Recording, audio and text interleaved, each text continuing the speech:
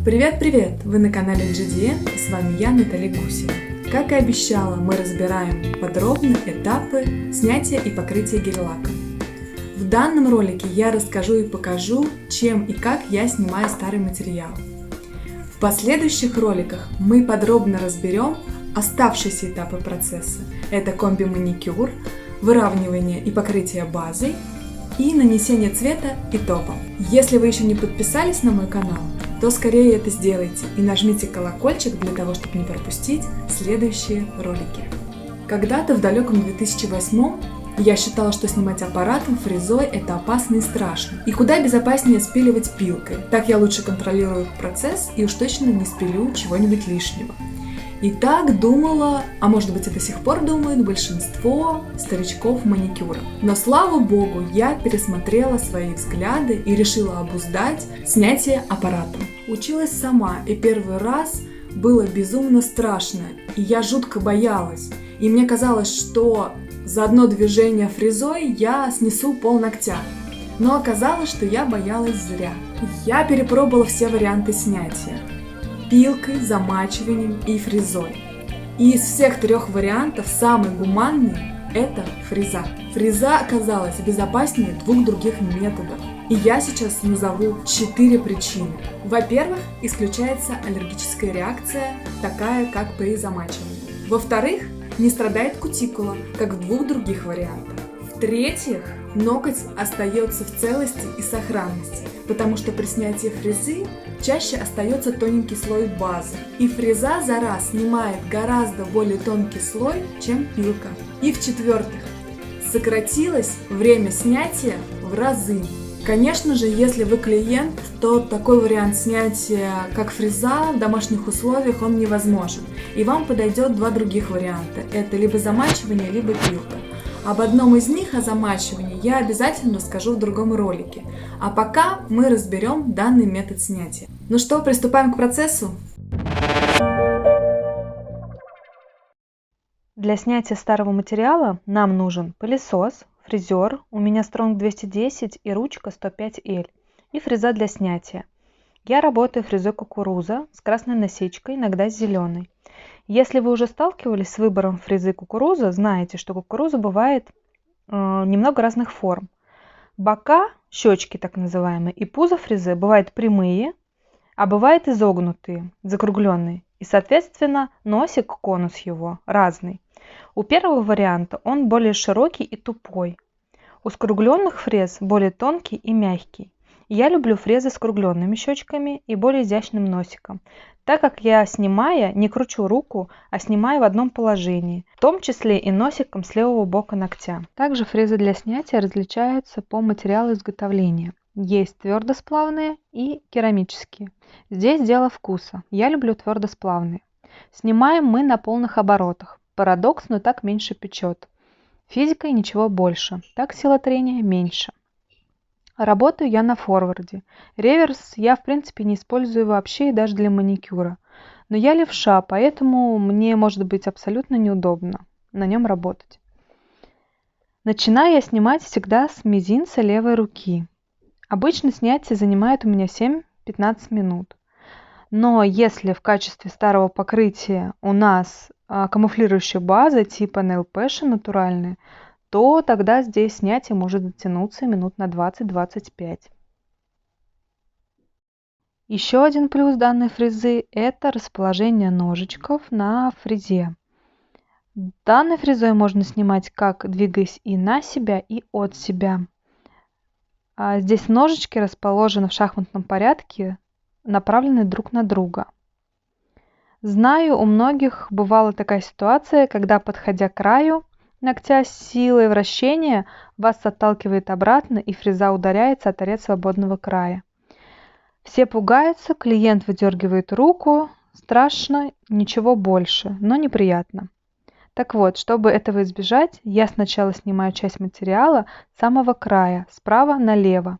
Зону кутикулы снимаю, двигаясь на себя, так как при движении на себя на форварде снимается более тонкий слой старого покрытия, а у кутикулы его минимум. И так мы не затронем свой ноготок, а снимем только материал. А вот в зоне, где был апекс, материала много, поэтому там можно снимать, двигаясь фрезой от себя. Когда мы двигаемся фрезой от себя, слой снимается потолще, и поэтому так будет побыстрее.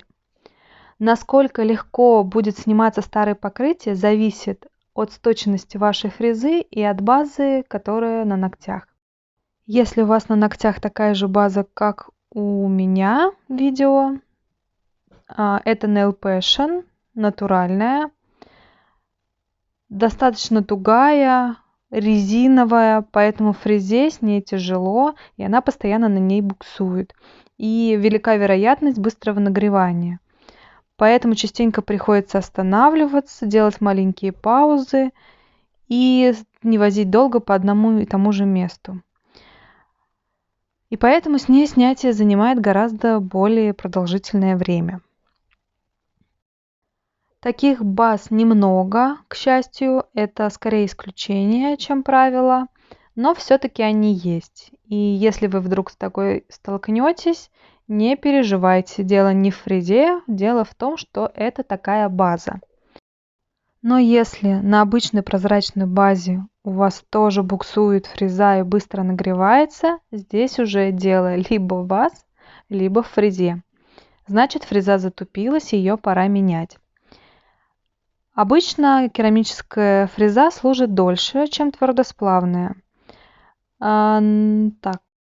Но с керамическими фрезами я заметила такой нюанс, что клей, который скрепляет штифт и керамическую насадку, в сухожаре рассыхается, и керамика слетает со штифта. Поэтому, в принципе, я и использую твердосплавные фрезы. Твердосплавные фрезы хватает на 2-4 месяца, зависит от потока клиентов. У меня в арсенале 4 фрезы, и где-то раз в 4 месяца я их меняю. Снимая старое покрытие, мы стараемся перемещаться по всей площади ногтевой пластины. Не топчемся на одном месте для того, чтобы избежать нагревания и жжения у клиента. Для того, чтобы снять материал с левой стороны, а для правшей с правой, многие переворачивают руку клиента и снимают также щечкой. Я так не делаю. У меня для этого несколько причин.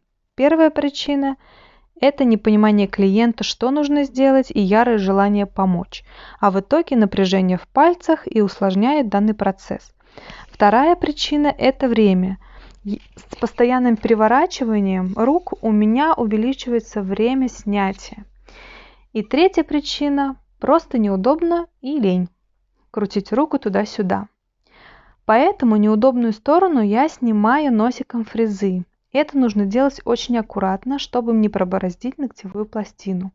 Здесь главное не нажимать на фрезу вообще и воздушными движениями подцеплять кончиком материал. Я оставляю узкую полоску для данной манипуляции, поэтому снимать носиком очень быстро и легко. Ни в коем случае я не настаиваю на этом моменте. Я рассказываю, как делаю я и как мне удобно.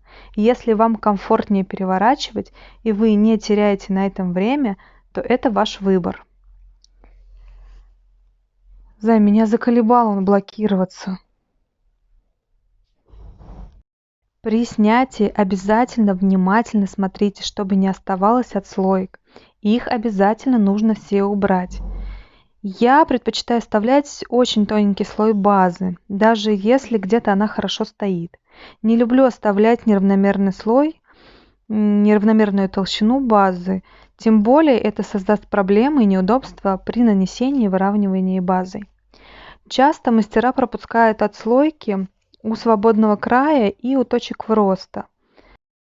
В лучшем случае это скажется на носке нового материала, в худшем случае в это пространство поселится житель, например, такой как синегнойная палочка. Поэтому будьте предельно внимательны и проверяйте отслойки. Потом, конечно же, можно доснять отслоечки пилкой, но фрезой получается более гладко и ровнее.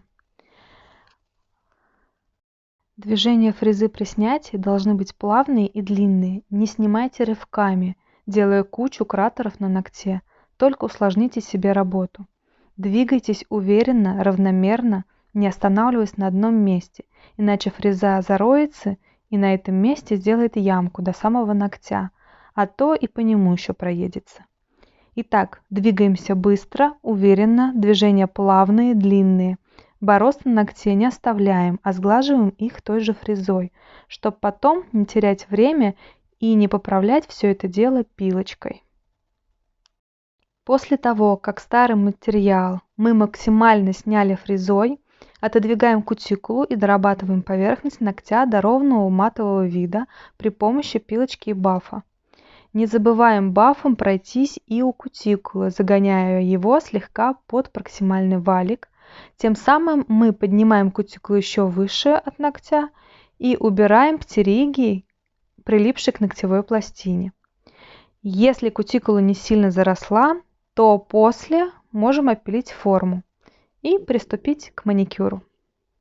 Ну что, вот я вам показала и рассказала, как и чем я снимаю старый материал. Если вдруг у вас остались еще какие-то вопросы, пишите их в комментариях. Но я думаю, мы еще не раз вернемся к снятию, и я еще раз подробно расскажу и покажу на примере своих клиентов. А пока подписывайтесь на канал, ставьте колокольчик и не пропускайте следующие ролики. Пока! Сегодня мы с вами порисуем... Ядрить твою задницу! Всем большой привет! Вы на канале GDN и